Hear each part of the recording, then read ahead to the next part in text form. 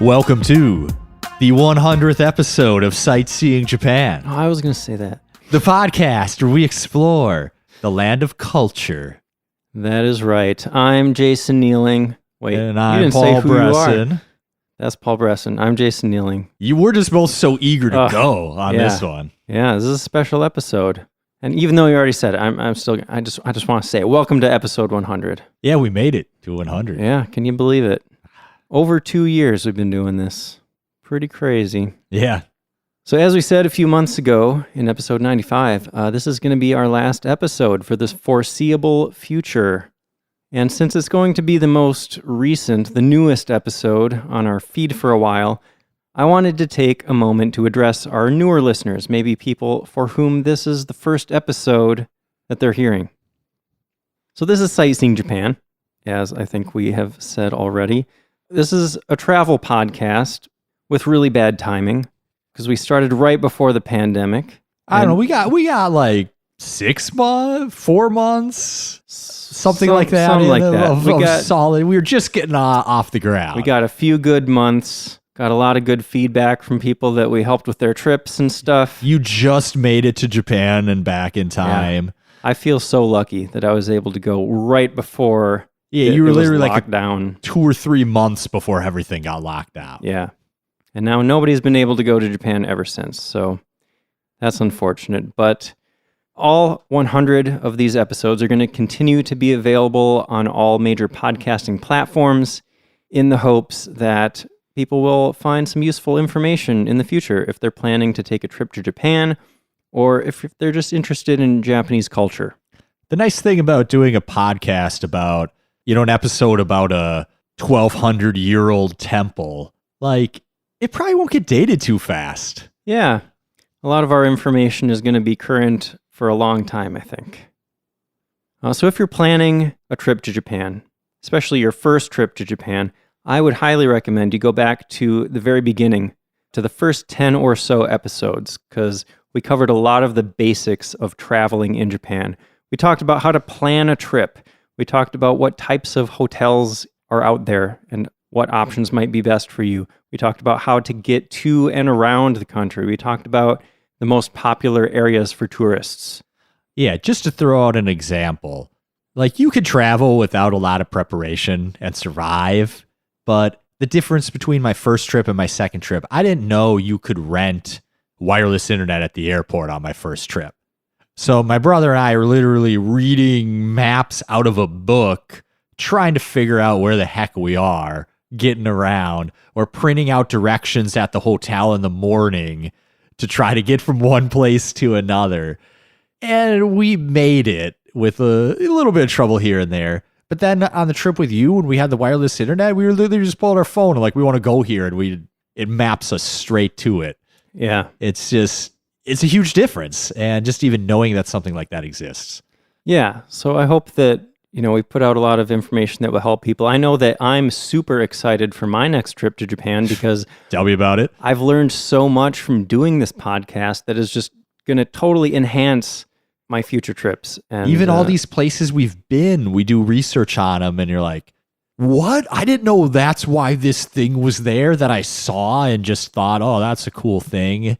And I didn't even know all the history behind it that I do now. Yeah. That's another point. Research the places you're going to go before you go, so you know all that historical stuff, so you can really get the impact and understand what you're seeing. Yeah. I almost want to revisit all the places in Japan that I've already been to just because I didn't have that context going into it the first time. Yeah, but now we've done all those region episodes, and I want to go everywhere I haven't been to. Yeah. Yeah, so those first 10 episodes will hopefully be super useful to you if you're taking a trip to Japan. And then the rest of our episodes, we've covered all sorts of topics, and we tried to sort of keep a balance between episodes about different aspects of Japanese culture, episodes about specific types of Japanese foods, and episodes about specific places to visit, whether that's cities or regions or specific sites, specific attractions. So that's pretty much what our podcast is about. And if you're just interested in learning a lot of fun stuff about Japan, You could go back and start at the beginning. You could start here at the end and work your way back. You could just scroll through and pick whatever topic catches your eye, whatever looks interesting. So there you go. That's my table of contents for our podcast. And we hope you enjoy. Well said. So today, we're talking about Kyoto. Saving the best for last, maybe. You could say that. This is one of those cities that you've probably heard of, even if you don't know anything really about Japan. Like, I think the average American has heard of, at the very least, 2 cities in Japan, Tokyo and Kyoto. Yeah. So why would this be? What is so important about Kyoto? Well, for one thing, it was the capital of Japan and its main cultural center for over 1,000 years. Arguably is still the main cultural center, at least traditional culture. Yeah. So these days, Kyoto is still jam-packed with temples, shrines, historical sites, ancient culture. There's a ton to see there. And they just have a ridiculous number of temples, for one thing. I mean, I saw over 1,600 temples in Kyoto. I believe it. It's still one of Japan's largest cities, too. It's about 1.5 million population. Mm-hmm. I saw that some people call Kyoto the heart of Japan. I understand that. So what does that say about Tokyo? Is Tokyo the brain of Japan? Tokyo's the lungs of Japan. The lungs? Okay. Yeah. Sure. Then what's the brain? Is that Hokkaido because it's up at the top? Yeah. And then Okinawa is like the big left toe or something, right? Down at the bottom. Isn't the brain... I haven't been here, but didn't you tell me Fukuoka is like the IT startup center of Japan? Yeah, you could the little say tech that. capital. You could make that analogy, I suppose. Fukuoka is the brain of Japan. So as for the location of Kyoto, Kyoto is located in the Kansai region on Honshu, which is Japan's largest main island. And it's also a part of the Keihanshin metro area, along with the cities of Osaka and Kobe. Yeah, so very close to Osaka. Fun fact about the name, Kyoto means capital city, because it used to be the capital. Mm-hmm. And the Kyo part of that word is actually the same Kyo in the word Tokyo, which means eastern capital, which makes sense because Tokyo became the capital of Japan in 1868. Nice fact. Thank you. That's one of the things we do here. We throw out fun facts, we like to call them.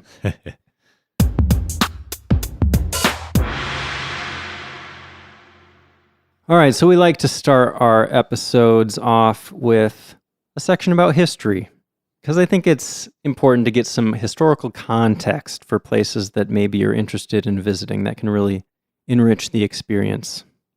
So where do you want to start, Paul, in Kyoto's history? Well, the area of Kyoto has probably been inhabited for a long, long time, but there hasn't been much research on the history before about the 6th century, which is when some shrines started being established in the area. Mm-hmm. I saw that there's evidence that humans were living in modern-day Kyoto as far back as the Paleolithic period, around 35,000 years ago. Pretty crazy, huh? Yeah, I didn't know people have been in Japan even that long. It's a long time ago. I mean, it's a nice place to live. Like, it makes sense that, like, the first people that got there would be like, yeah, this is a cool place. Yeah, I mean, the oldest cities in Japan are the places that are hospitable to humans, you know. You got the water there, you got some flat area to create a settlement and stuff. Yeah, I've played way too much Civilization. I'm like, it's on a river, it's near the mountains, so it has good production. Like, yeah. I need to stop thinking like that. But yeah, so we don't know much about what was really going on that far back. Paul, you said around the 6th? Yeah, around the 6th century is the first, or as far back as like published research goes on it. Yeah. 6th century was when the Shimogamo Shrine was built. That's one of the oldest Shinto shrines in the country. Yeah, that's a long time ago. And there are actually a few famous shrines that you can still visit today that were built in the 7th century. We'll talk about some of those later, but I just think that's so awesome. And maybe it's, I'm biased because America is such a young country, but it just seems insane to be able to visit these places that have been significant for so long. Not just being American, but the Midwest, What's the oldest thing in Minneapolis? Maybe 150 years old. Yeah. Not quite 1,500 years old, Not quite. I go to Boston. I'm like, wow, this stuff's 300 years old. It's like baby. It's like baby compared to Japan. Yeah. I want to go to some real old spots in Europe and like drink in a bar that's been around for 1,000 years or something, That'd be so cool. Yeah. Imagine a 1,000-year-old bar. How many people have like sat in that chair and shared a drink with their friends over the centuries, and how many stories were told and lives were lived? Wow. It's crazy to think about. This is another thing we like to do on this podcast. We go on little tangents once in a while. History's really cool. Yeah, it is. So moving on, I guess, things really kick off in the 8th century, right? Oh, yeah. The Nara period. So the capital is in Nara. Nara is the first permanent capital in Japan. They used to move to a new city every time there was a new emperor. But Nara's been the capital for, I think, about 100 years or so. But the priest class, the clergy, is starting to really involve themselves in the affairs of the state and gaining some sway and influence. So Emperor Kanmu is just like, you know what? All the temples are here in Nara. I'm just going to move the government and the capital to another city. And then the clergy won't be down my back about everything. So he chose Kyoto as the area, and in 794, officially moved the capital there. Yep.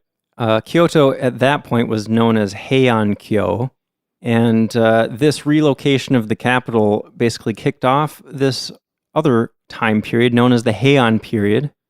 Some people call this Kyoto's golden age, because things were going pretty well for around 400 years, and the capital stayed in Kyoto. This is considered the peak of the imperial court and a high point in Japanese culture. Like throughout this period, the arts, poetry, literature, all that kind of stuff flourished in Kyoto. Kyoto was kind of the cultural center at this point. Yeah, it was one of the first big blossomings of like a traditional Japanese culture. Yeah. At the end of the Heian period, though, there was essentially a civil war between the Taira and Minamoto clans, which we've talked about before.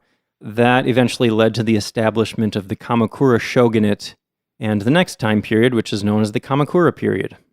Yeah, so an interesting thing to note is that for over 1,000 years, Kyoto was the official capital of Japan.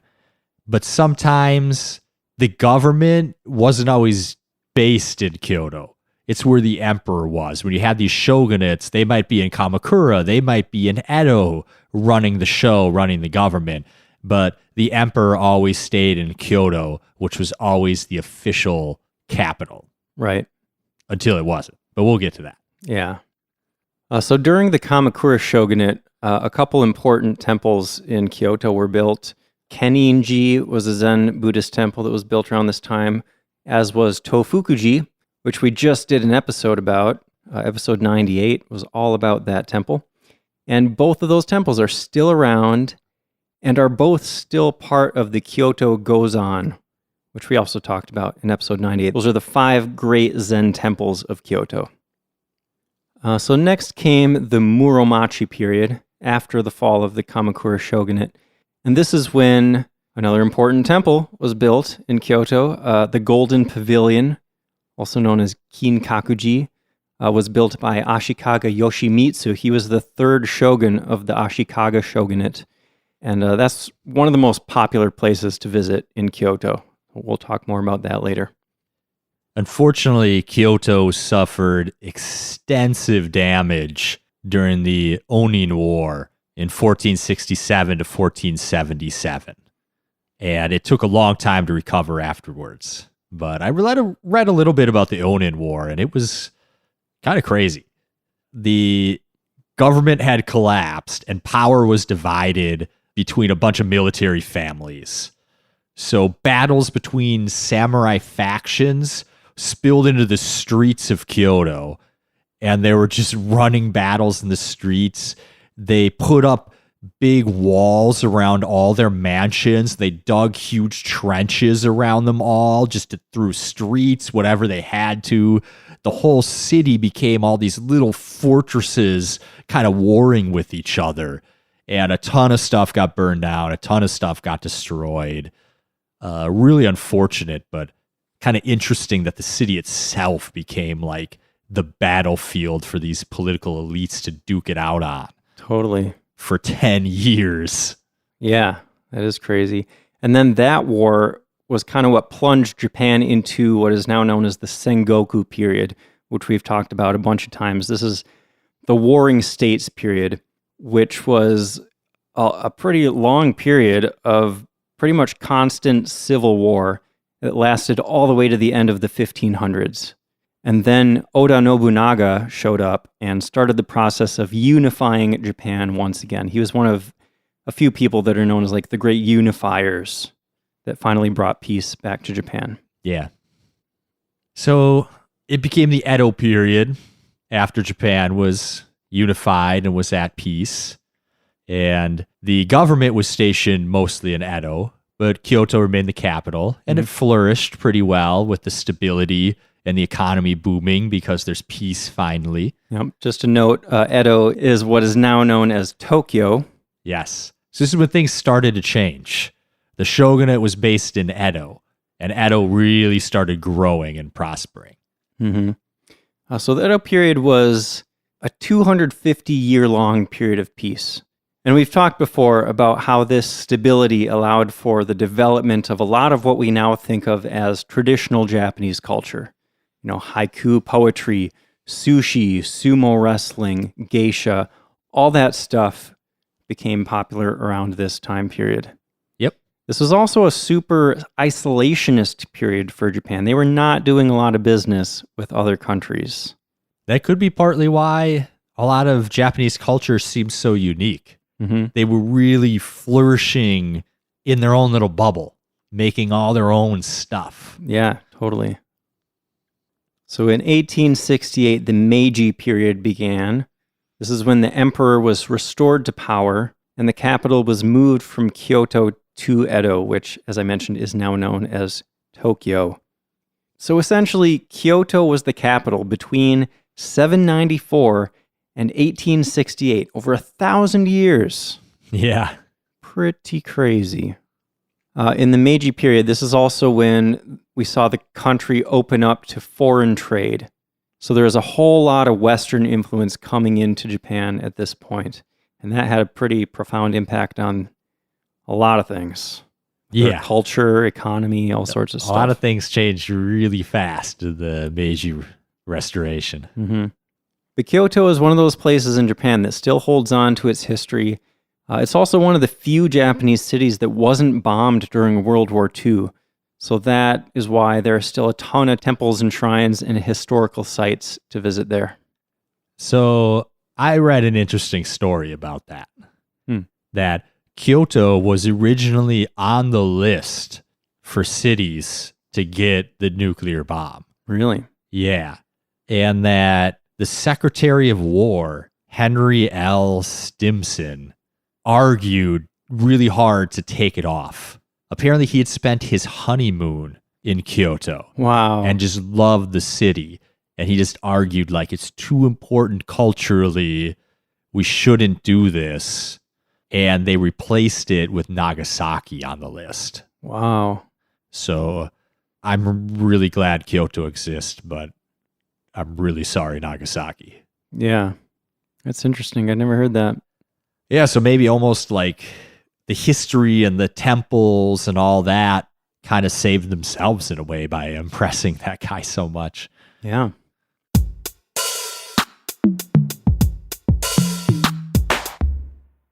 All right. So now let's get into some of the awesome stuff that you can see and do in Kyoto. And before we even start with that, though, there's so much. There's so much to see in Kyoto. We couldn't possibly cover everything in this one episode. No, we mentioned all 1,600 temples and yeah.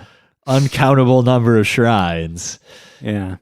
This is our 300-hour episode covering Kyoto. No.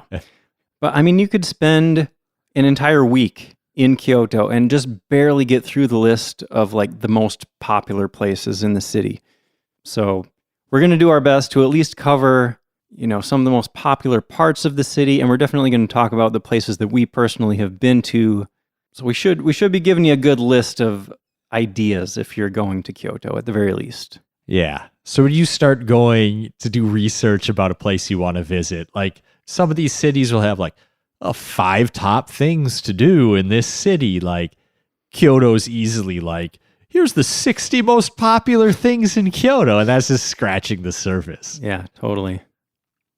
All right. So if you're going to Kyoto, let's say you're starting at Kyoto Station. I think that's a reasonable place to start. I think near the station is a good place to stay too. When we went on our trip together to Kyoto, we stayed at a hotel that was just a quick walk from Kyoto Station. I think that was a good place to be.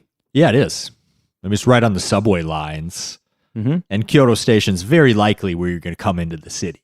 Yep, and Kyoto Station has the bus hub where you can take buses to all the major attractions around the city. Yep. Just a good place to be based. Yes. So when you exit Kyoto Station and you look around, you might think, well, what? I thought this was supposed to be like a traditional old-style city. Why am I surrounded by, normal buildings? It just looks like a Japanese city. What is up with that? Well, I mean, Kyoto is, of course, a city, and a lot of it does just look like a modern city. A lot of those historical sites, I mean, there are a bunch of them that are kind of scattered throughout the city. You'll just be walking down a city block, and all of a sudden you see this temple. But also, if you really want to immerse yourself in the history and the traditional architecture and all these temples and shrines, you kind of want to get to the edges of the city, because a lot of the older stuff is in these places where the city kind of bumps up against nature. Like Kyoto is pretty much surrounded by mountains that are covered in trees and nature, and that's where all these temples and shrines are for the most part. Yeah, a lot of this stuff, it was, founded by an emperor or a nobleman, and they're like, if it's a Zen temple, where are you going to build it? You build it on the edge of town where you got some nature. Or if an emperor's building a retirement villa, they're going to build it a nice place, not in the middle of the city. So that's where a lot of this stuff comes from. Well, also, I wonder if this has something to do with it. I mean, back at the beginning of like Shinto, the kami, the gods, were supposed to reside in mountains and trees and the mountains nature. are sacred. So building at the base of the mountains is, I think, significant. Mm-hmm. So where should we visit first, Paul? I think Fushimi Inari is pretty close. And man, that's one you don't want to miss. Definitely. This is one of the must-sees in Kyoto, I think. So you can take a train just down southeast from Kyoto Station down to Fushimi Inari, Taisha. And then I feel like that's kind of a good place to maybe start off a day, because then once you see that, there's kind of this long strip of important temples that goes north from Fushimi Inari. There's kind of a bunch of stuff that's pretty walkable that you can visit. Yeah, absolutely. Unless you want to do the night hike at Fushimi Inari, which we talked about in our whole episode we did on Fushimi Inari. Right. Because we hiked up there at night and it was fantastic. It really was. That's episode 43. If you want to go back to that, we talked about this place for a whole hour. So we're not going to spend a ton of time on it here, but 43? 43. I can't believe it was that long ago. Yeah. Wow. So if you're not familiar with Fushimi Inari, you've probably seen pictures of it if you've seen pictures of temples and shrines in Japan, because it's insanely famous. This is the one that has all of these long rows of red torii gates. If you don't know what a torii gate is, look at our logo. Yeah. So yeah, all these torii gates, they're bunched really close together, lining these paths that go up to the top of this mountain. They're so close, it's like walking through a tunnel almost. It's really cool. It is really cool. You can get some really great pictures there. There's some huge ones, and then there's some ones just a little bit taller than you, and then there's all these little ones stashed all over at these mini shrines. Mm-hmm. It's a pretty great place. And then you get up to the top or near the top and you get a great view of the city too. Definitely. So it's just, we literally talked for an hour about how great this place is. Yes. But I think we should move on. Okay. So heading north from Fushimi Inari, about half a mile north, you're going to find Tofukuji, which is a Zen Buddhist temple. I mentioned this in the history section, actually. This is one of Kyoto's great 5 Zen temples. And this is another one that we did an entire episode about, as I mentioned. I already mentioned that, right? Yes, 98. Yes, 98. If you want to see some amazing Zen gardens with a modern twist, or maybe it's fall and you want to see some amazing fall colors, this is a great place to visit. Very memorable. To synthesize our hour, you just did it perfectly. Gardens and fall colors. Yeah. That is what it's known for. So if we head further north from Tofukuji, we're going to start getting into the Higashiyama ward, which has some really cool stuff. It's a really traditional looking area. If you're looking for that traditional architecture, old wooden buildings, go here. And it has some of Kyoto's most iconic views. Absolutely. So we just talked about Fushimi Inari. And if I could recommend one shrine in the whole city you see, it's Fushimi Inari. If I could recommend one temple you see, it's Kiyomizu-dera. It's pretty impressive. Actually, this was at the very top of my list on my very first trip to Japan because I had found this wallpaper for my computer that was a picture of Kiyomizu-dera from this. There's this one vantage point where you can see the temple building on the right, and it just looks like it's kind of rising up above the trees. And then in the background, you just see the city of Kyoto stretching out, and it's breathtaking. It really is. I also love our different styles. You were like, I saw this picture, this beautiful place I want to go. I first went to Japan, I think I was 21, and it was my first time really like traveling by myself. And I was just like, I'm going to go to Japan. I'll go to Kyoto and Tokyo. And I had no idea what I was going to do. So we're sitting there at the Bunny Bar in, I think, Osaka. And we're asking the workers there, like, we're going to Kyoto tomorrow. What should we see? And everybody recommends Kiyomizu-dera. I didn't know what it was. I didn't know where it was the day before we were in Kyoto. And I didn't know what we were going to do. Yeah. And they did not steer me wrong. It's a good place. Yeah. I mean, you know, like you said earlier, I think you can do a trip to Japan in a lot of different ways. You could totally just show up and wing it, and you're going to have an amazing time. I think we talked in like episode 3 or something when we talked about how to plan a trip. Like, I'm an obsessive planner, so I want to make sure like these are the top spots. I'm going to make sure that I hit all of these. Yeah. But it's just different styles, you know. I mean, it worked out for me, but I missed stuff. Like I missed the waterfalls at Kiyomizu-dera that we're about to talk about. Well, I missed the Bunny Bar in Osaka, so they caught us. They flagged us down. I was like, "Well, it's a bunny suit." Oh, you just saw a cute girl in a bunny costume. That's what led you there? Yeah. Nice. And she's like, "Want to go to the bar?" And my brother just kept walking. And then like 100 feet later, I was like, "Actually, I kind of want to drink." And we turned around and went in. That's awesome. So we were talking about Kiyomizu, right? Yeah, we did a whole episode about this, right? Episode 55. We talked about it for an hour. So let's try to do the condensed version. Okay, what do you got?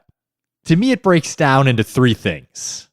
You got the stage, right? That's the huge stage built into like the side of the cliff that's incredibly picturesque, that gets you the great views of the city. That's one of them you got to see, right? Yep. Then there's the waterfall, which is what I missed my first time there. That's kind of like underneath the stage. There's like an area where you can go down, right, that I never found. And there's 3 little, or the waterfall is divided into 3 little streams that like pour over the path, and you can reach out and fill a cup attached to a pole and drink from it. And each of the 3 streams means something or has a different benefit. Mm-hmm. One of them is longevity, one is success at school, and one is a fortunate love life. And those all sound great, but the catch is drinking from all three is considered greedy. So you got to pick two of the three. Oh, is it 2 of the 3? They didn't say 2 was greedy. I don't know. Okay. 1, maybe if you want to be really safe, like I just want to get good grades, I'm just going to drink the school one. I'm sure we mentioned this in the episode. I just don't remember if we said it was like, you want to just stick with 1 or 2 is okay. We probably mentioned it. Yeah. So another thing I wanted to mention here, something I don't think we mentioned in the Kiyomizu episode actually, is on my first trip there, I was approached by, I think, a couple different groups of school children. And this is something that could very well happen to you. I mean, it happens all the time there because, for one thing, Kiyomizu is a super popular temple. Tons of people visit it. It's also a destination for a ton of field trips for school groups. So they get these assignments where they're supposed to go find a foreigner, I think an English-speaking person, and interview them, basically. Just ask a few questions like, where are you from? Maybe how long are you staying in Kyoto? What are your favorite sites in Kyoto? Things like that. And it's kind of fun. I don't know. Depending on the type of person you are, I guess. I thought it was kind of entertaining. But and this isn't something that only happens at Kiyomizu either. I'm pretty sure it also happened to me at Fushimi Inari. I think it happened even in Kamakura. That's kind of funny. That kind of reminds me a little bit of American School, where it's like we took a field trip to the amusement park, and it's like, we're at school, we're going to the amusement park, but they're like, oh, but you have to take these physics measurements and do a worksheet later, and that's like how you justify it. It can't be 100% fun. You need at least like 10% schoolwork. Yeah, we're gonna go run around and enjoy the temple, but here's a couple like things to do while you're here. Yeah. Yeah, so there'll be a lot of kids running around, but that's fun. They got the energy and stuff. It's cool. Yep. So third thing about Kiyomizu. You want to take this one? Do you think you can know what my third thing is? I have one more thing. I was going to talk about the street that leads up to the temple. Okay. That's outside, so I didn't consider that, but that's a good one. Let me guess then. Is it the rocks? Yeah. Okay. Jishu Shrine. It's kind of like just up a little bit from the main stage area. It's a shrine dedicated to the deity of love and matchmaking. Mm-hmm. So there's these 2 big rocks, and you're supposed to start at one and close your eyes, and you got to walk 18 meters away and find and touch the other rock. And if you do so, you're going to find love. That's the idea. And someone can help you, but that means you're going to need someone to help you with your love life. Mm-hmm. Like you're going to need an intermediary to help you meet somebody. A matchmaker or a wingman, perhaps. So it's really funny to go up there and like watch people. Some people are having like a ton of fun with it and their friends are helping them out or not helping them out. Other people are like kind of low-key really serious about it and like trying really hard. Yeah, it's pretty entertaining to just hang out up there and watch for a bit. And you can buy some cool little love charms and stuff. Yep. All right, sorry, short version. I'm done. I'm done with Kiyomizu. Okay. So yeah, like I mentioned, the street that leads up to Kiyomizu is a great shopping area. And this is a pretty common thing for temples. I mean, a lot of the bigger temples will have kind of a shopping street that leads up to them. Mm-hmm. But the one that leads up to Kiyomizu is especially cool. Like there's Agreed. all sorts of stuff. You can buy souvenirs. You could stop and get some snacks. There's some street food. I got some sake flavored ice cream on that street. Some senbei, which are rice crackers. It's kind of like a wide and comfortable street too. Some of them are really skinny and crowded. Yeah. I mean, this one is crowded a lot of the time too, but it's fun. Yeah. All right, moving on. Just a bit north of Kiyomizu is Hokanji Temple, perhaps better known as Yasaka no To or Yasaka Pagoda, because the main attraction here is this 46-meter tall, 5-story pagoda that rises up above this very traditional-looking neighborhood. This is another one of those things that you've very possibly seen a picture of. People love taking one specific angle picture of this where you get like this kind of curved row of traditional shops and then like 3 stories of the pagoda in the background rising above it. Absolutely. I'd say this is probably the most popular pagoda in Japan, just because there are so many of those pictures out there. And you've taken this picture too, right, Jason? I have. And I bet you've already posted it probably, right? I'm sure. Yes. Yeah. It's probably out there on our Instagram, maybe our website too. Yeah, I'll post it again. I have so many Kyoto pictures. Once this episode comes out, they will be all over Instagram, I promise. Nice. So it's funny, actually. If you Google Yasaka Pagoda, I mean, for one thing, if you look at the picture results, they're all going to look pretty much the same because they're all from this one spot that just has the perfect view of it. People come out like early in the morning to like get this shot with nobody in the way. Mm-hmm. Or at night, like just after dusk is really nice because the shops are still lit up and like you got the, deep blue sky. That's kind of cool. But another thing I thought was funny is that if you look at Google Maps around the area, that specific vantage point where people love to take those pictures is actually labeled as its own tourist attraction. Really? Like separate from the pagoda. There's a little pin on Google Maps that just says, good spot for pictures. Yeah, stand right here, turn that way. Yeah, I thought that was pretty funny. Yeah, I remember we walked down that street and I got to see, like, you down the whole street, it's kind of like the perfect framing of the pagoda. And then you just kind of pop out at the pagoda and you're looking up at it. It's really cool. It is really cool. You get that old-timey Kyoto feel in that area of town. Definitely. Just west of this pagoda, you're going to find Kenninji Temple, which I mentioned in the history section. This is the oldest Zen temple in Kyoto. It was founded in 1202, and it's beautiful. Most of the grounds are free to wander around, but you do have to pay to get into the main buildings, and I recommend you do, because there's some amazing art in there. They have a painting of twin dragons on the ceiling of the Dharma Hall. There are some more dragons painted on sliding doors. If you like old traditional dragons, go here, I guess. There's apparently also a gilded folded screen that has some famous images of wind and thunder gods. Nice. So a lot of really cool artwork here is what it sounds like. Yeah. They also have some amazing gardens that are perfectly framed when you're looking out at them from inside. And this is one thing that I love about old temples. Like, they have these beautiful gardens that you can walk around, but then they've also very carefully considered the vantage point from inside the temple. And it's like the doors are a picture frame. Yeah, I love that. That's so cool. That's like the second level. It's like being outside. You're like, I'm going to make this garden like look amazing. And then taking it one step further and thinking about what's the garden going to look like when I'm in the building looking out this window and what exactly is going to be included. And I love that. I think that's so cool. Yeah.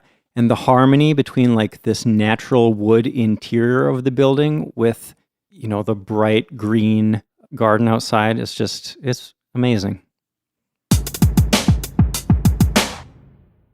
Okay. So from, where were we? We were at Kenninji. Let's head northeast a ways. We're going to aim towards Nanzenji Temple, which is another real important one. But before we get there, I have another place I want to stop, Paul. Okay. And I haven't been here personally. I don't think you have either. I hadn't even heard about this place. The Keage Incline? Yeah. Yeah. So Keage Incline used to be a railroad track, and you can still see the rails there, but it's been converted into a pedestrian trail. And especially if you're in Kyoto in the spring, you want to visit this place because this path is lined with cherry trees, and when they're blooming and the petals are fluttering down onto the path, and it's just, there's, pink petals everywhere you look. It's insane. Like, if you Google pictures of this place, Keage Incline, Keage, it'll just blow your mind. Yeah. Looks like a really peaceful place. Mm-hmm. And don't be intimidated by the word incline. That makes it maybe sound like it's a hike, like you have to climb this big hill or something. It's a slight incline. Yeah, I think it's like a difference of 30 meters or so along the whole thing. Yeah, so it's more of a leisurely walk than a strenuous hike. Yeah. And once you get to the end of the incline, if you want to make your way over to Nanzenji Temple, there's actually this path that goes through the woods along a little canal, and you pop out right at the temple. I wish we had known about that when we were there. And you know, the little paths through the woods, like there's a lot of stuff like that in these types of areas in Kyoto, and I just love that because you can spend all day walking between all of these temples, and the entire time you're just surrounded by beauty. Like there isn't necessarily a spot where you need to like get on a train or trek through like the concrete jungle to get to the next area, you know? All of these temples are connected by these beautiful natural places. Yeah, we walked. Mm-hmm. Like we just walked all day and saw so many places. Yeah. I don't think we took any trains or buses. Mm-mm. We walked from our hotel room and just saw everything. Yeah, we went to Tofukuji and then we just hiked up the eastern edge of Kyoto to see all these places. Yeah. Pretty great. Including Nanzenji, which is where we're at now. Right. But sorry, Paul, there is one more place I wanted to stop. I just want to get to Nanzenji, okay, bro. Okay. I just need like a few photo ops at this one spot, okay? Okay, yeah, you would. All right. All right. So at the end of that path through the woods, you're going to come across some other temples and this place called the Suidokaku Water Bridge. Did you see this, Paul? What's a water bridge? I'll tell you. It is a raised brick aqueduct from the 1890s that's still in use today, and it looks super cool. Ah, okay, yeah, I think I heard about that. You got like these big brick arches, and you know, it actually reminded me of Assassin's Creed Brotherhood. That game takes place in Rome, and there are these ancient aqueducts that you know, that are around. It definitely looks exactly like Roman style, yeah. Yeah. Okay, I took my pictures. We're at Nanzenji. All right. Nanzenji. It's old. It dates from the 13th century in its founding. And it's one of the most important Zen temples, not just in Kyoto, but the entire country. This temple actually sits at the apex of the Kyoto Gozan, those great 5 Zen temples. From what I saw, they say that it holds a supervisory role over the rest of the temples. So this is like the very, very top. Okay. So one of the first things you'll come across is this massive Sanmon, the entrance gate. It's really tall, and it was constructed in 1628 by the Tokugawa shogunate. And it was for the soldiers who died in the Battle of Osaka in 1615. So you can climb up on the top of this gate and have a view of the city and also the mountains and the forest behind it from the top. That's where we have all those pictures, right? Where we spent like 10 minutes up there just looking around. Yep. Got that nice view, picture of me staring off into the distance. Yep. It's a pretty artsy one. Yeah, you're a good photographer. You actually make me look okay. Oh, thanks, Paul. You look amazing in any picture, though. Oh, don't sell yourself short. It's like hearing your own voice, seeing your own picture. Like, God, I look like that. Yeah, I hear that. Yeah, I mean, this place is beautiful. We were there in the fall, so climbing up to the top of that gate and looking out over all the nature. I mean, there are just so many trees around. You know, there are mountains rising up behind the temple. And with all those fall colors, it was incredible. Yeah. It's also famous for its rock garden, which has rocks that are said to resemble tigers and cubs crossing through water. Mm-hmm. So that's worth a look, too. They have some more tigers there, too. They have paintings of tigers on a gold leaf on some of the sliding doors in the temple. That's pretty cool. Paul, did you realize that this temple wasn't actually built to be a temple? Was this one of those retirement villas? Yeah, there are a few of those around Kyoto.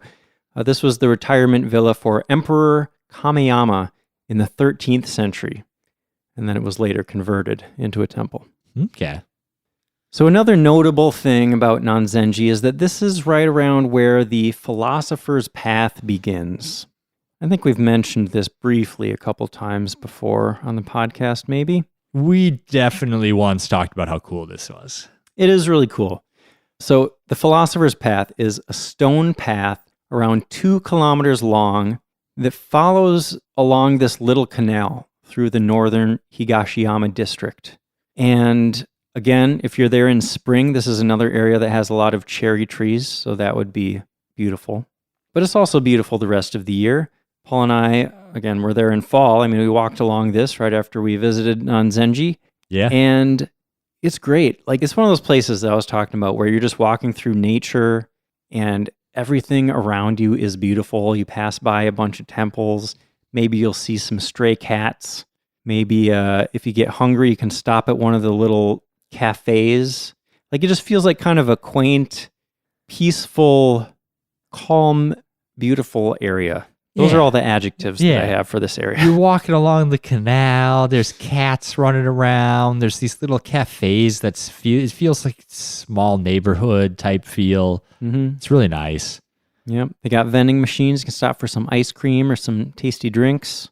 One thing I didn't realize when we were walking down it, Philosopher's Path, I thought just because it was like linking all these temples and stuff that it was like something to do with philosophers, but no, I was wrong. I was mistaken. It's called the Philosopher's Path because one of Japan's most famous philosophers, Nishida Kitaro, was known to practice meditation while walking down this route every day on his way to Kyoto University. Mm-hmm. That is true. So at the end of this path, you're going to find the Silver Pavilion, or Ginkakuji. You might remember from the history section I mentioned Kinkakuji.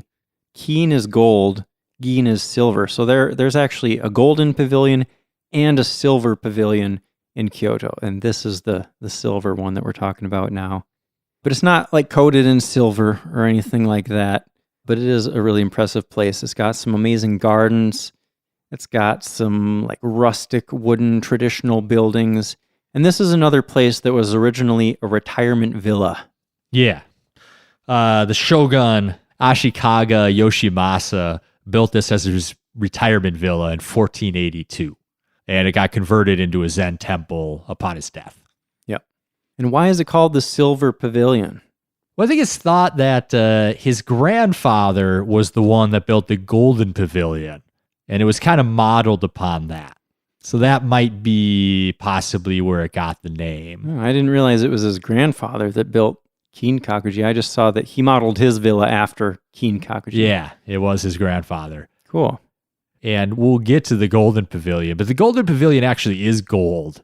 Yeah. And I saw a really interesting note that it kind of reflected the change of culture.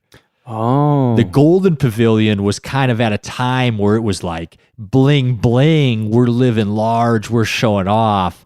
And then by the time it got to the grandson and the Silver Pavilion, it had swung back to the arts and refinement. And that's when they started developing the tea ceremonies and stuff.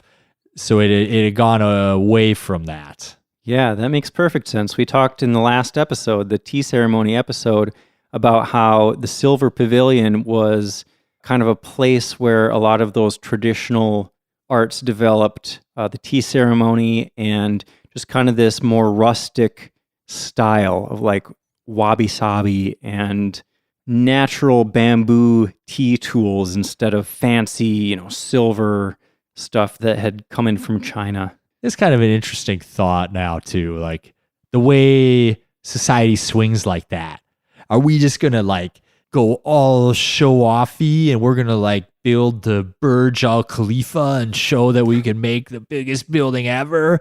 Or are we going to, like, invest in the arts and developing culture and not being so bling-bling? Yeah. Everyone can have their opinion on which one they think is better, but it's interesting. There's cool things that come out of each because the Golden Pavilion is a really cool place. Yeah. I mean, both of these places are really cool. I haven't personally been to the Golden Pavilion, but I've seen the pictures. There are plenty of those out there.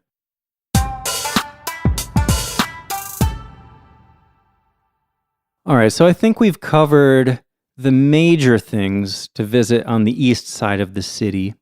And that whole area could take you a day or two, depending on the pace that you want to go at, how many stops you want to make, how many of those temples you want to see. But now let's head over to the northwestern part of the city and check out what I think is my personal favorite part of Kyoto called Arashiyama. And this is a great place. You could spend a whole day in Arashiyama. There's plenty to see there. Absolutely. Where do you want to start? Well, I think it makes sense to start at Saga Arashiyama Station. You can get there in a straight shot from Kyoto Station.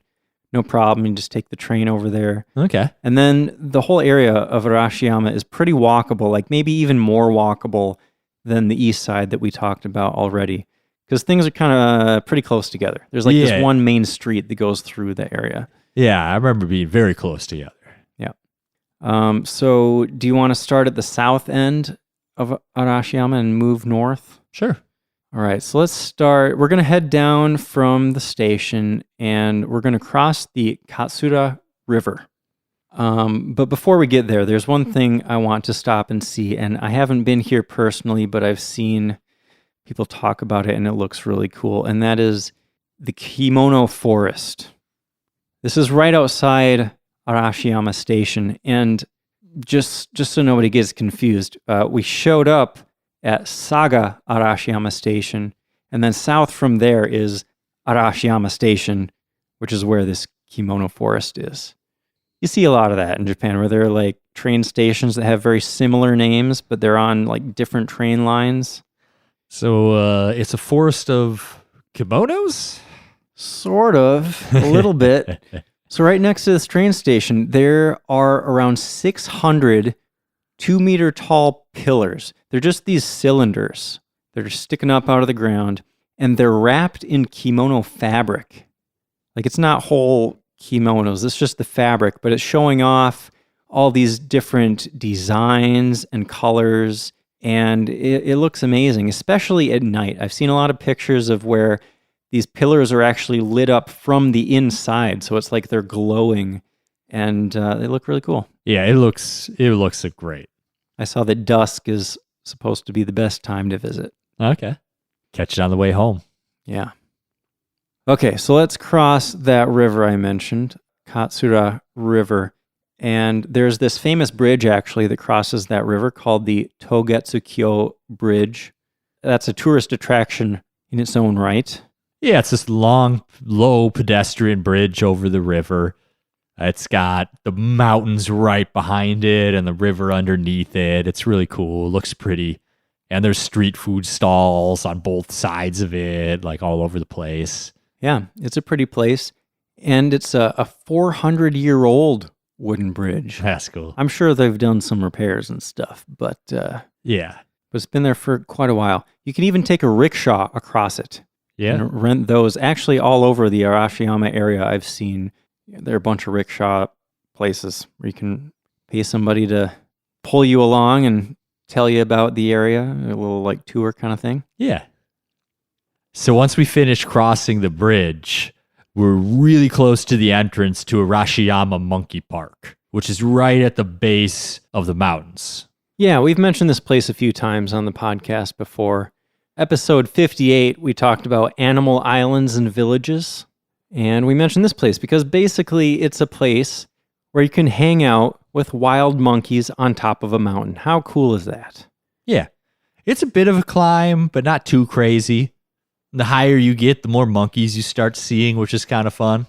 Yeah, and you can even feed the monkeys. Once you get to the top, there's this little like caged in room sort of thing, so that the monkeys can't like bite off your fingers or anything. Yeah, you gotta like lock yourself in a cage so the monkeys don't beat you up and take your food. It's like a shark cage, but a monkey cage. So yeah, you can buy like little pieces of apple or peanuts. You can feed them through the kind of chicken wire. Yeah, it's like a fence sort of thing, wire fence. But you can also go outside and walk around with them. You just don't get to feed them yourself outside that room. They're all over the place. Yeah. And at certain times of day, they play some music, and one of the workers there just starts throwing out food, and you can see the monkeys go crazy. And really amazing views of the city, too. Definitely, yep. Once you get to the top. Yep. So I think that's enough for that since we've talked about it before, right? Yeah. But I highly recommend episode 58. I think that was a pretty fun one. There's so many cool places in Japan where you can go hang out with animals. Yep. All right, so let's cross back across the bridge. We're going back north, and we're going to continue straight ahead at the end of that bridge. And now we're on kind of the main street that goes through Arashiyama, and most of the touristy stuff kind of branches off of this street. So on the left, after a few blocks, we're going to find Tenryuji, which is a beautiful Zen temple with a pretty big temple complex. There's a lot to see and do there. There are a bunch of sub-temples that you can check out. There's a very nice garden. You can see the bamboo grove at the back of the garden. There's a whole lot of moss in that garden. I'm a big fan of the moss. So Tenryuji was built in 1339 by the ruling shogun Ashikaga Takauji. He dedicated the temple to Emperor Go-Daigo, who had just passed away. And the reason he did this is because they used to be allies, but the shogun turned against the emperor in a struggle for power at the end. And he dedicated this temple to him to try to appease him in the afterlife. Like, man, I'm sorry, bud. Things didn't quite go the way we might have wished at the end, so here's a temple for you. Yep. Cool. He felt remorse, I think. Sure. Or fear, or both. It's interesting. Yeah. This is actually also another temple that's in the Kyoto Gozan, those 5 great Zen temples. And it's the head temple of the Rinzai school of Zen Buddhism. And I got one of my favorite souvenirs there. What's that? It's a little bracelet with like these wooden beads, and the Heart Sutra is carved into the wooden beads. Like really tiny and intricate. I thought that was pretty cool. Yeah, that's cool. So let's keep going down the main street. And what is the next really cool thing we come across? Well, I'll tell you. A couple more blocks gets us to the entrance of Kyoto's extremely famous Bamboo Grove. This is yet another one of those places where you've probably seen some photographs. Yeah. If you've seen any pictures from Japan of a path that's going through this bamboo grove, and they're just like super, super tall, what do we call them? Culms of bamboo? Is that the word? That sounds right, but it's been a while since that episode. Stalks? They're grass. What's grass called? Grass would be blades of grass. But bamboo's too big. It is technically a grass, but I'm pretty sure culm is the right word there. Okay. Anyway, so you got these real tall culms of bamboo on both sides of you, and the grove is so thick that in any direction you will see bamboo as far as you can see. It's pretty awesome. Yeah. It's a really nice walk. It's beautiful, very picturesque. You definitely got to get there really early if you want a picture without a ton of people in it. Yes. And if you get there when there's not big crowds, it's also really cool to hear the bamboo swaying and like clacking against each other in the wind. Yeah. One thing I didn't know when we were there that's kind of interesting is they actually use the bamboo from that grove to make things. They make baskets and cups and mats and boxes and stuff. So there's somewhere nearby where you can like buy something made from the bamboo in that grove that you have a picture with. I think that's really cool. I think I also have pictures of a shop that I found right outside that grove that sells exclusively things made from bamboo. I didn't realize that they got it from that bamboo grove, but thinking back, that makes a ton of sense. Yeah, that'd be such a cool souvenir. Yeah. You know, I was kind of guilted into buying something there because when I walked in there, the proprietor greeted me and then brought over a tray, a bamboo tray, with a bamboo cup with tea in it. And they offered me tea. And I was like, oh, that is so nice. So I ended up buying a little bamboo cup. It worked. He got you. Yeah. She got you. When you first said that, I thought, would you use their bathroom? I was going to a gas station when I'm on a road trip and use the bathroom, and I'm like, I should buy a drink or something. That's funny.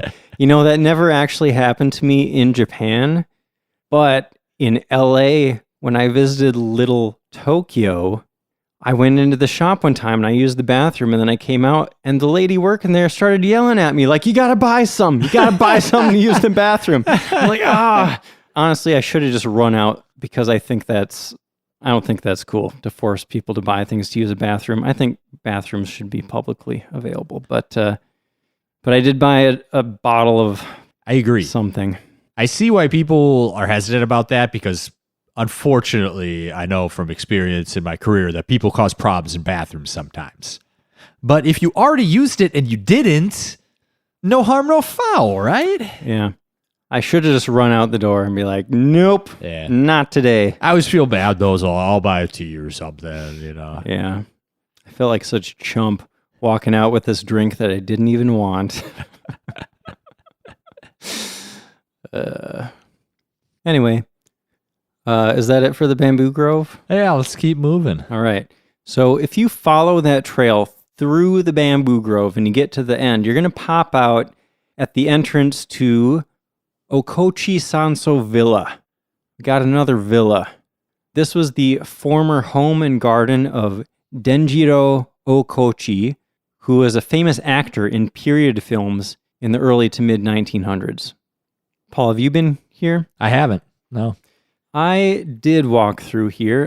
It was 1,000 yen to get in. That's like slightly steep. Yeah, it might seem kind of steep because it's basically just like a giant garden. And, you can see a lot of gardens at temples and stuff. But I would say it's worth it. Maybe not if you have like a family of 4 and you got to spend like $40 to go through there. Yeah, oof. But if you're on your own and you want to see some pretty sights and a nice garden, I'd say it's worth it. There are spots where you can look out over the city, which is really nice. And I think the biggest thing that kind of compensates for that price is that at the very end, you can stop and get a cup of matcha and a sweet treat and just kind of relax and look out at the garden. So that's kind of nice. That makes it so much more reasonable. Yeah. Like, it's like $5 to get in and like $5 for the tea and the sweet. Or, if you think about it that way, it's much more reasonable. Yeah. I mean, there are plenty of temples where you go in and you have to pay 500 yen for a cup of matcha. Yeah. So yeah, it balances out. I was just thinking originally, like most temples you can get in for like 400, 800 yen or so, and then you're like, this actor's villa and it's 1,000 yen. Yeah. But it comes with the food and drink. I like that. Yep.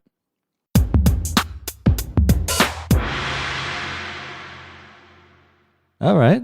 Where should we head next? Well, there's plenty more to see in Arashiyama. I mean, we could spend a lot more time talking about it, but the one specific place that I want to make sure to mention. Yes. One last place. Gioji Temple. This might sound crazy, but this is my absolute favorite place in Kyoto. Really? Yes. So it's a really tiny temple, actually. The grounds are not big, but they are amazing. So it's a little temple. It's tucked back in this neighborhood. Like, it's in a place where you wouldn't expect to find a temple, really. Yeah, here it's like nestled, like back in the forest, kind of. Yeah, you get to the end of this little residential road, and then you just see this little sign. This is Gioji Temple.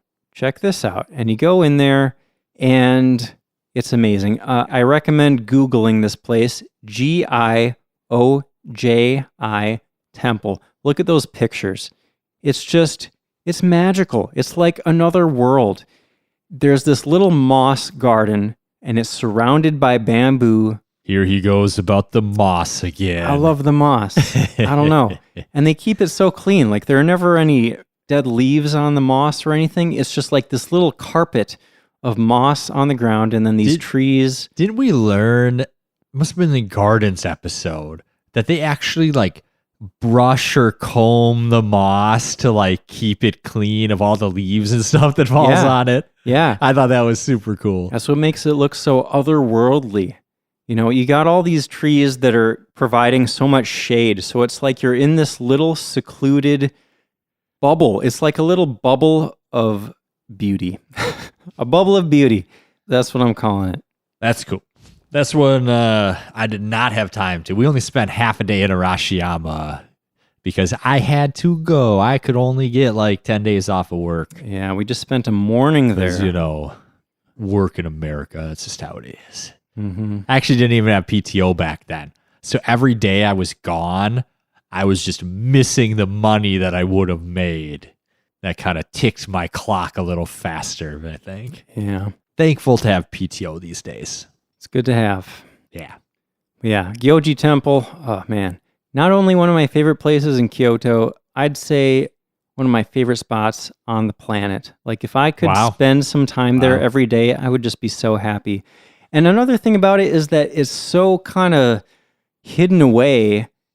It's not very busy. Like I only saw a few people there. I don't want to like cop an attitude here, but this is your favorite place in the world, and you brought me to the monkey park instead? What, you didn't like the monkey park? I mean, it was cool, but it wasn't my favorite place in the world. I don't know why we didn't go here together. We just ran out of time, I guess. Yeah, maybe it was like, if we have time, we'll keep going, and we just didn't. Yeah. I probably wanted to eat. I know the last thing we did was eat a nice big meal. Yeah. That's how I am, though. I'm about to take a big flight. I better eat something. Yeah. Maybe someday we'll make it back there. Oh, we will. I think we both have enough PTO saved up that when we get the chance, Japan's happening. Absolutely. And we're going to party like we haven't been in Japan in years. We're going to party like it's 1603. Yeah. I don't take anything for granted anymore. I'm going to party like it's the last time I'm ever going to have a chance to get in Japan. Because maybe it will be. Who knows?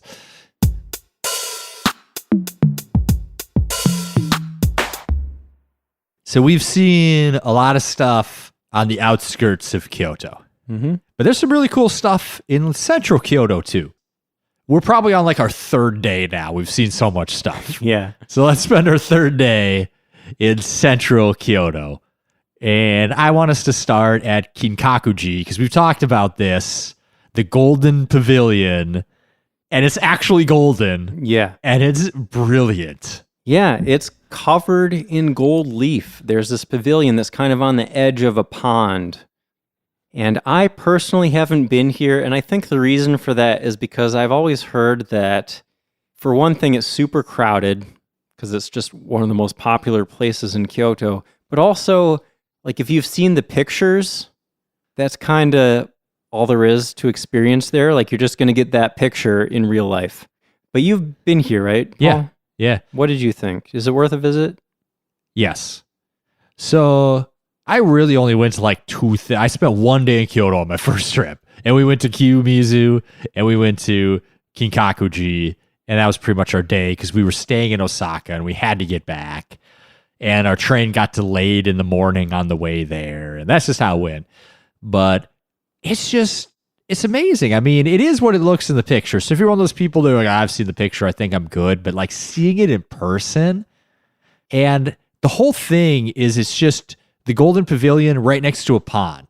And you just walk around the pavilion and the pond. And that's pretty much everything that's there. Like, that's it. You just see the pavilion and the pond. You know, there might be a couple other things, but that's 90% of it. Mm-hmm. But it reflects off the pond, so you can see it double, and you can see it from all the different angles. I think it's worth it. I don't know if it's worth it the way I did it, where I went all the way across town one way, and then I went all the way across town the other way, and I only saw two things all day. But if you're passing by it, or you're seeing other things in central Kyoto, it's only going to take you like 30, 45 minutes to get in there and walk around it and see it. For me personally, seeing something in person is different than a photograph. Yeah. Like you want to get the really cool photographs, but seeing something really beautiful in person is always worth it. Cool. I get that. But yeah, one thing to know about this place is that it's a little bit out of the way. Like it's not really near a lot of other stuff. Yeah, dude, I spent like 35 minutes on a cramped, sweaty bus to get there.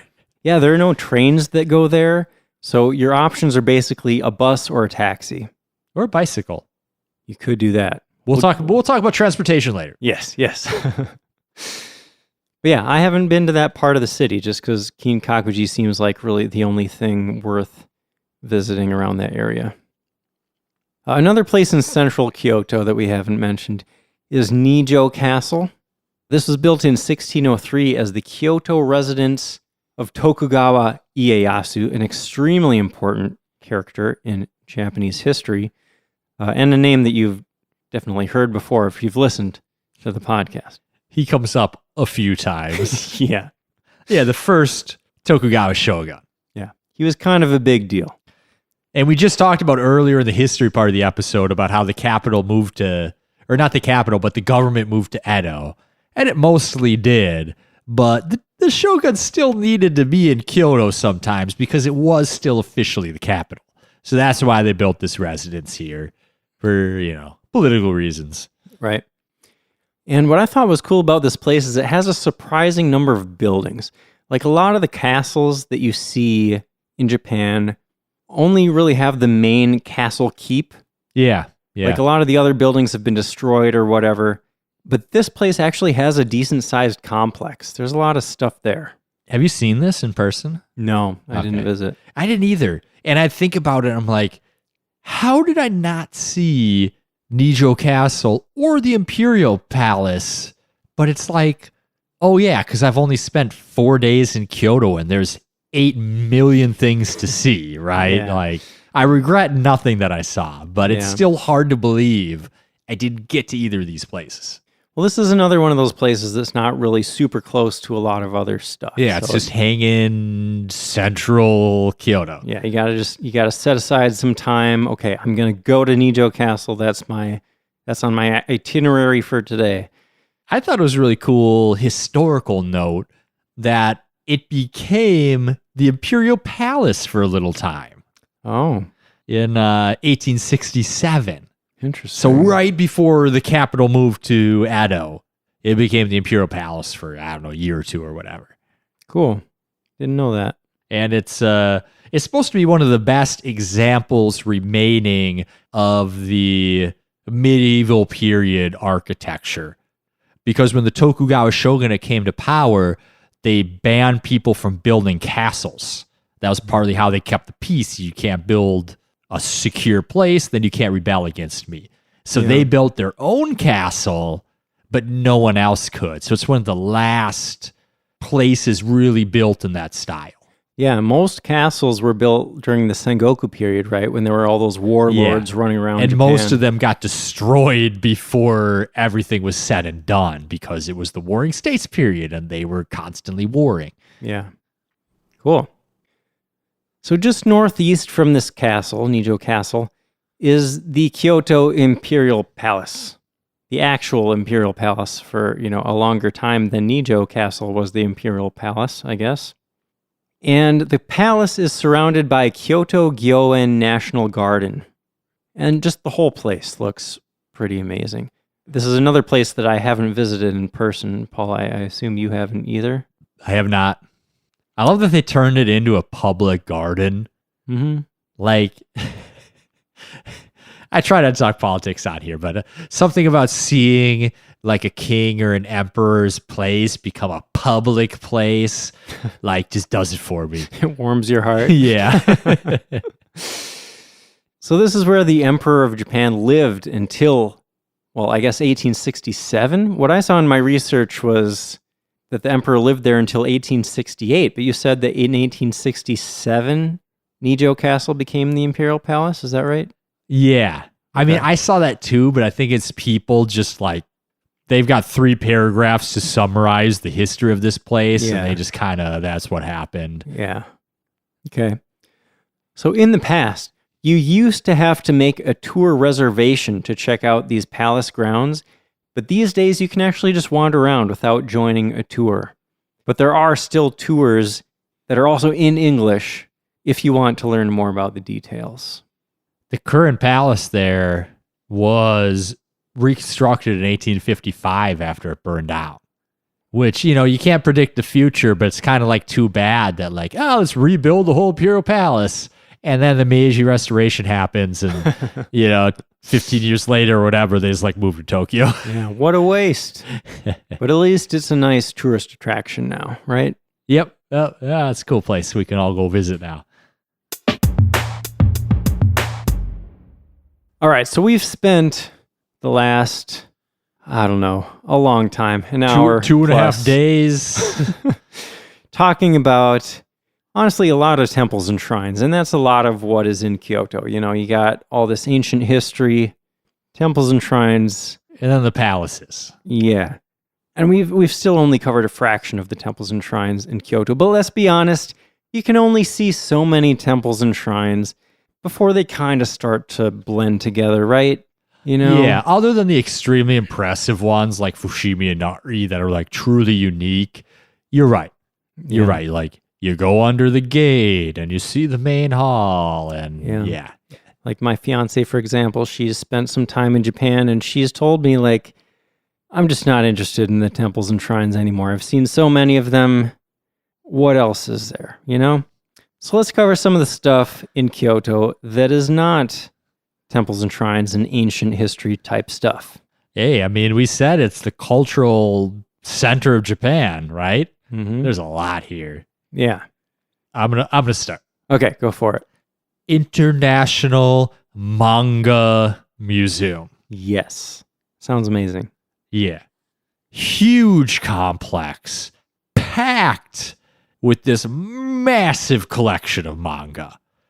That's not all there is, but that's kind of the main exhibit. Like just perusing this insane amount of manga, including a section for foreign and translated manga too. Yeah, I saw that they have manga in several languages, and you could just hang out there and read for a while. Yeah. They have around 300,000 volumes of manga. And they also have an exhibition that examines the role that manga has played in Japanese culture. So it just seems like a nice place to relax if you're kind of templed and shrined out, maybe, and you just need some time to relax and read some manga. Yeah. And I think it's kind of cool. They do a lot of things to try to develop manga internationally, too. They host manga artists that aren't Japanese and do events with them and exhibits and stuff. It's really cool. Nice. And it's really easy to get to. It's like a 5-minute train ride from Kyoto Station and then a 2-minute walk, and you're there. Awesome. Yeah, that's cool. So if you got a couple extra hours, boom, Manga Museum. What do you want to do in Kyoto? Well, I found a lot of places in Kyoto where you can learn traditional Japanese skills. Me too. What are you signing up for? Well, I've never held a real, authentic katana before, and I think that would be a pretty cool experience. So you can do that. You can learn how to fight like a samurai at the Kyoto Samurai and Ninja Museum. Yeah. I saw they even have some of those classes. In some of those classes, they have like the, I guess it's tatami. That's kind of like this little pillar of tatami. Yeah. And you get to slice through it with the sword. Yeah. Oh, dude, that's like all my geek fantasies coming true. It does sound pretty cool. This is actually the #1 ranked museum in Kyoto. Wow. And, it's called Samurai and Ninja Museum. Not only can you swing a katana, learn to fight like a samurai, they also have ninja skills that you can learn. But I also found a bunch of other places in Kyoto where you can do that. If you just Google Kyoto Ninja Training, you'll find a bunch of results. Yeah, there's more than one. Yeah. So if you want to stimulate your brain with some high culture, there's also calligraphy classes. That would be fun. There's a bunch of pottery classes I saw to varying degrees of how long and how deep you want to get into it. And here's one that really stood out to me. There was an izakaya-style cooking class. Nice. So izakaya is kind of like the neighborhood bar. So it's teaching you like probably like fried chicken and udon noodles and all that like comfort food type stuff. That'd be awesome. I've gotten into some Japanese cooking, but it's all from like these websites. Like it would be cool to learn directly from. Yeah, the masters themselves. Yeah, Yeah. it'd be cool. I saw that there are places where you can learn traditional dances. You can learn to play traditional instruments like a koto. Ooh, nice. There are a bunch of experiences like that to be had. There are also, I don't know, I found a bunch of cooking classes. Oh, yeah. Yeah, there's also sushi, all sorts of stuff. Yeah. The last cool one I saw was origami class. That'd be fun. Yeah. I was really into origami as a kid. I don't know why I stopped. Maybe I should get back into that. It's a pretty relaxing practice, Yeah, it's amazing. It seems so hard, but if you just follow step by step, like all of a sudden you have a crane. Like, oh my gosh, this is so cool. Yeah, you can make some amazing stuff. I think my issue is like, what do you do with it? Yeah. Do I just fill my home with origami everywhere? Seems like you kind of do it for a while and then you stop. Yeah. It's fun though. Yeah, absolutely. And cheap. Like it's a cheap hobby. You just get some paper, start folding. So where are you off to next? Well, if you like sea creatures, you could visit Kyoto Aquarium. They have around 250 different types of sea creatures there. I heard the unique thing about this is that they have a section of the aquarium that's local aquatic life from the rivers that run through Kyoto. Cool. So it's kind of like a little local river section. Nice. That's something you won't get to see probably anywhere else. Yeah. Going back to the traditional culture of Kyoto, if you're interested in seeing a geisha perform, that might be a possibility. I saw that there's an event called Miyako Odori. It's an annual geisha performance held every April at Gionkobu Kaburenjo Theater, which was established in 1873. There aren't a ton of places where you can actually see a geisha perform in person. That's true. So Kyoto's a good place for that, obviously, since they have all that traditional stuff. I heard if you're staying at a high-end hotel or a ryokan, they might be able to help you acquire some tickets to see a show.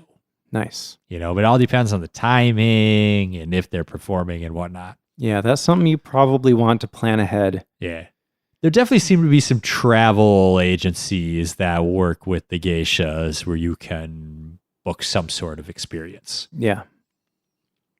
If you're into shopping, maybe you want to spend a day just looking at cool stuff you can buy. That's always fun because Japan has a lot of stuff that you really can't find anywhere else. It's just like I'm not a big shopping person, but I still really enjoy those shopping streets in Japan where you just see stuff that you would never find in your home country. Yeah. There's two main shopping districts in Kyoto. One of them is right around Kyoto Station. There's a big underground mall and there's some other shopping. But there's also downtown Kyoto, which is a little bit north. And there's a ton of shopping there. And there's a lot more like food and restaurants and cafes. So that can kind of be a nicer place in that way. Nice. That's where I found my nice vegan restaurant. Oh, is that the one that you split off and did on your own when I went to that meat restaurant? Yep. Yeah. Okay. I went downtown to this little vegan restaurant. Nice. It was very good. Cool. Yeah. If you're into art, I saw that the Kyoto National Museum is a good destination too. They have over 10,000 pieces of historical art, including over 100 national treasures. Yeah. Museum's over 100 years old and it is one of the top museums in Japan. Oh man, we've been running around the city, dude. I am starving. I got just the thing for you, Paul. What's that? Food. Yeah!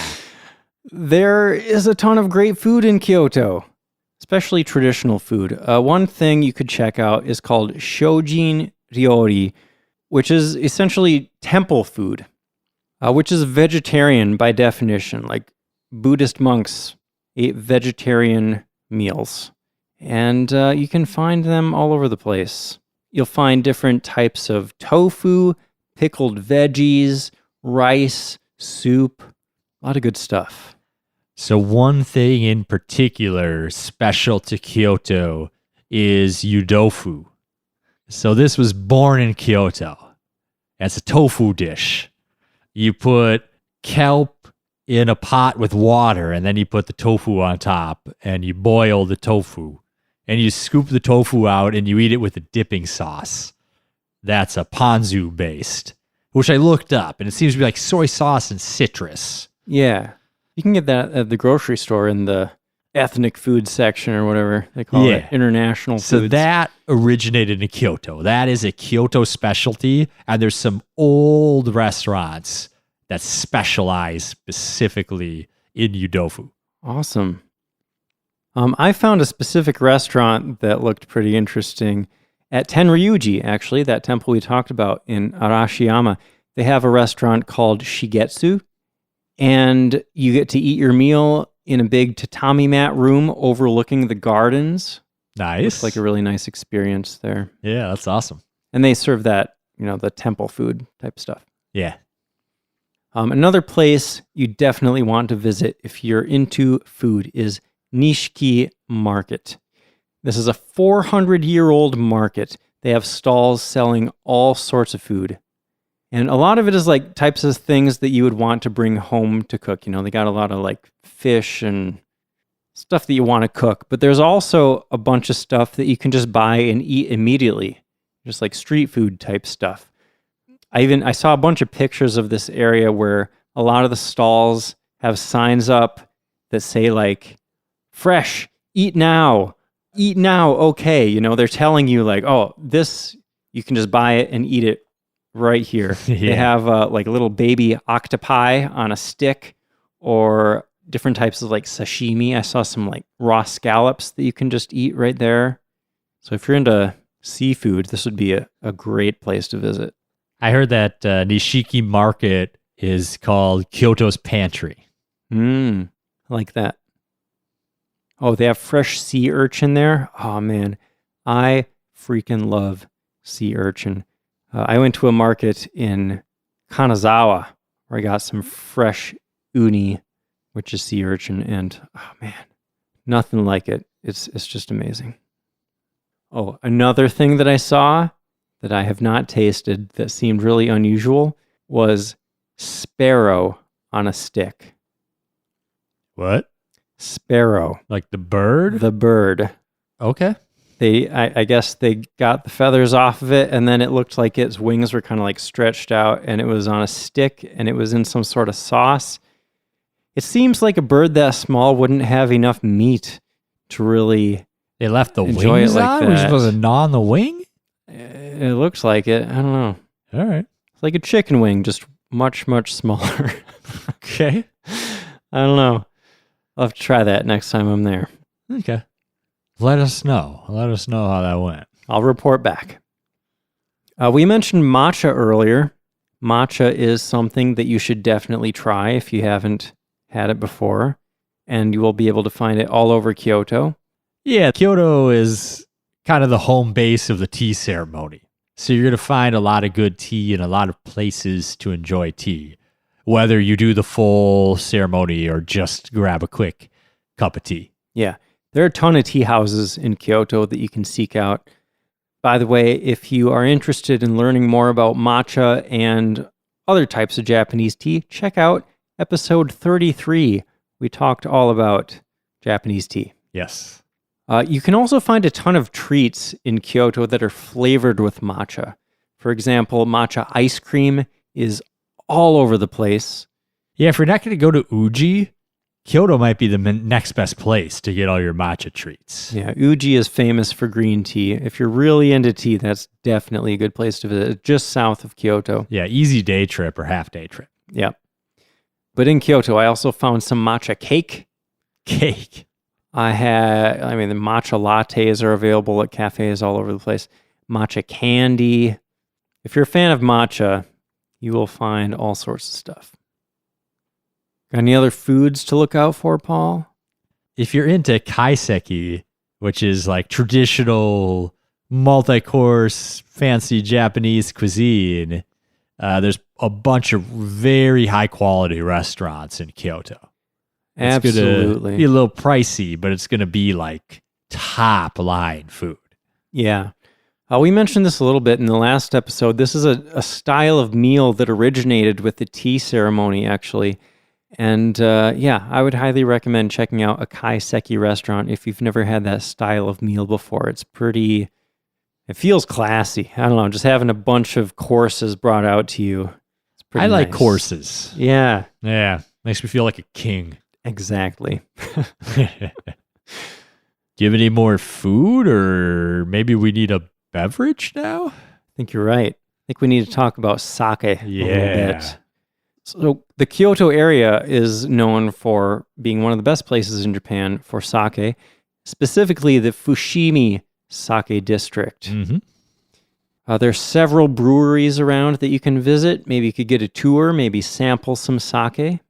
Yeah, I heard there's over 30 breweries in the district. Some of them have rooms where you can taste it. Some of them have museums and guided tours. There's a lot you can see and taste and drink down there. Nice. So maybe go take a sake brewery tour, taste some sake, and then if you want to continue drinking after that, I saw that they actually have bar hopping tours around Kyoto. Interesting. They will take you to like little hidden backstreet bars that you never would have found on your own, but they look really cool. Like you get some of that authentic local experience that way, you know? Yeah, that's nice.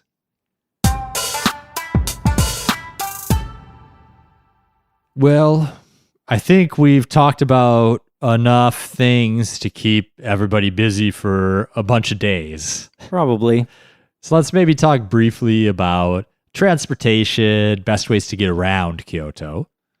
Starting off with the Shinkansen. Stops at Kyoto Station on the Tokaido line.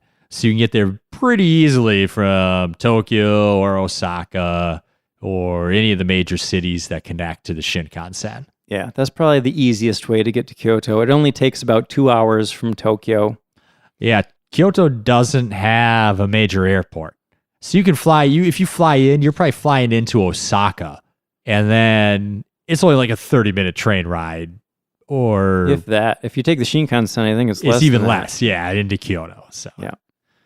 So once you're in Kyoto, I would say plan to do a lot of walking. Yeah, there's 2 subway lines and a bunch of trains, but there's so many things all over the place, and so many of the temples and other attractions being on the very outskirts of town, there's not always like a subway station right there.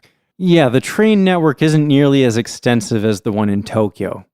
So you'll have to rely more on your feet, maybe buses or taxis, depending on what you want to see and how much walking you're okay with. Yeah. Also, just the way the city is, like there's a lot of tourists. There's 1.5 million people that live in the city. The subway, I think, is geared to the most riders possible. So they're in the downtown and the business districts. That makes more sense than going all the way out to some temple that a few hundred people are going to go see every day. Yeah. Another option that I haven't personally used, but sounds pretty cool, is you could rent a bike. Yeah. There are places around the city, a bunch of places, that will let you rent a bike. And from what I saw, the prices were pretty reasonable, like around $10 for an entire day. Yeah, I was blown away because the only places I've really rented bikes are downtown here, which was expensive, and in LA on the beach, which was really expensive. So I was like, $10? Heck yeah, you could rent a bike all day? Yeah. We covered so much on foot. On bike? You could get all over the place. If you just take a train or a bus to kind of the area you want to be in, and then you rented a bike, oh man, you can see everything. Totally. I think that's a really good idea. Yeah, and I saw that they even have maps that will show you all of the bike parking areas around the city. So you don't have to worry about, like, where am I going to leave this bike while I'm walking around this temple? You do want to find a parking area for your bike. Yeah. It's unlikely to get stolen, but it might get impounded if you just leave it on a street somewhere. Yeah. The maps also show where bikes aren't allowed. There are some places where you don't want to be biking. So, just having that map with you kind of takes out a lot of the potential stress. Yeah. In almost every temple and tourist attraction, they'll have a little area for bike parking. So you could just kind of roll up to all these places and just so many people bike. There's bike parking all over the place. Yeah. And if you're going long distances, you can even get electric bikes to help you out and make it easier. I rode my first one not like a few weeks ago in LA. Really? Your first electric bike? Yeah, and it was so easy. I felt like I was barely pedaling and I was just flying. Awesome. It was great. Very cool. Welp, that's the end of episode 100. And as I said, this is probably going to be our last episode, at least until Japan opens up to tourism again. And when that happens, we will let you know. There will be an episode coming out just to let you know. Good news, everybody. You can go back to Japan now. But for now, I just want to give a sincere thank you to everyone that has joined us on this journey. All the wonderful people that have reached out to us on Instagram or sent us emails or donated or commented on the website or gave us a review or just listened to us ramble on about Japan. We've spent, it must have been like almost 100 hours now. Yeah. I feel like over time our episodes have gotten longer and longer, but it probably averages out to about an hour an episode, I would guess. Yeah, I think they definitely got longer, kind of right when we went to the every other week versus the every week. Yeah. Well, I personally have had a ton of fun making this podcast, and I hope our listeners have enjoyed it as well. Yeah, definitely thank you to everyone that's interacted with us. You know, the reviews, the comments, the messages, whatever. Like, that's really fun. Yeah, that's the best part of this whole thing. We love hearing from you guys, so thank you. And if you would like to reach out to us, even still, we will be reachable via the website, sightseeingjapanpodcast.com. You could reach us on Instagram, where we are at SJP Podcast. You could send an email to feedback@sightseeingjapanpodcast.com. We're still around, even if we're not putting out episodes regularly. Yeah, we're still around. We're still reading about Japan. We're watching and we're waiting. Yeah, it's an indefinite hiatus, so we'll really know what's going to happen, but definitely hoping to post some more content in the future. Yeah. Well, thank you so much for listening. We'll see you next time.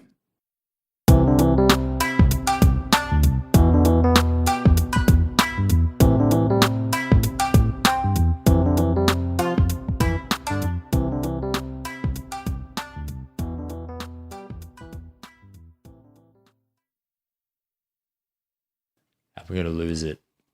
I want to go to Japan so bad, bro. I'm jonesing, bro. Me too, man. Me too.